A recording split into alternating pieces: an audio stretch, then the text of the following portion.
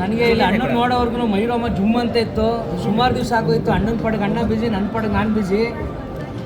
ಪ್ರತಿಯೊಬ್ಬರು ಕೇಳಿದಷ್ಟೇ, ನಿಮ್ಮ ಅಣ್ಣನ ಭೇಟಿ ಮಾಡಿಲ್ವಾ, ನಿಮ್ಮ ಯಜಮಾನ್ರು ಭೇಟಿ ಮಾಡಿಲ್ವಾ, ಎಲ್ಲವ್ರೆ ಹೆಂಗವ್ರೆ ಅಂತ. ಈ ಊರಿಗೆ ನಾನು ಬಂದೇ ಇಲ್ಲ ಒಂದು ಸೇರಿನೂ. ಅಣ್ಣಂಗೋಸ್ಕರ ಬಂದೆ. ಇಲ್ಲಿ ಬಂದ ತಕ್ಷಣ ಇಷ್ಟೊಂದು ಪ್ರೀತಿ ನೋಡಿ ಭಾರಿ ಖುಷಿ ಆಯಿತು.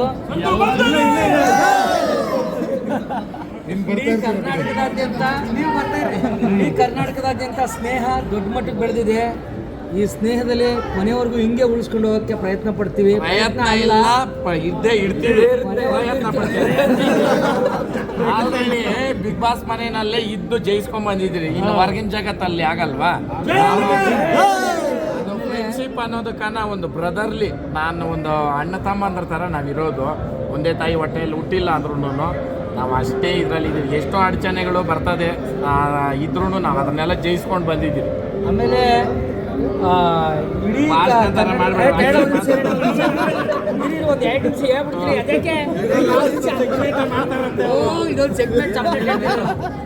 ಆಮೇಲೆ ನಿನ್ನೆ ಪ್ರೋಗ್ರಾಮ್ಗೆ ಹೋಗಿದ್ದೆ, ಸ್ಕೂಲ್ ಪ್ರೋಗ್ರಾಮ್ಗೆ. ಅಲ್ಲಿ ನನಗಿಂತ ಅಣ್ಣಂಗೆ ಕೇಳ್ತಾವ್ರೆ, ಹಳ್ಳಿ ಕಾರ್ ಚಿಕ್ಕ ಚಿಕ್ಕ ಮಕ್ಕಳೆಲ್ಲ.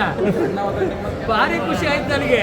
ಹಾಗಾಗಿ ಅಣ್ಣ ನೋಡಾಯ್ತು, ಖುಷಿ ಆಗ್ತೈತೆ. ಐ ಲವ್ ಯು ಅಣ್ಣ, ಐ ಲವ್ ಯು. ಹಳ್ಳಿ ಕಾರ್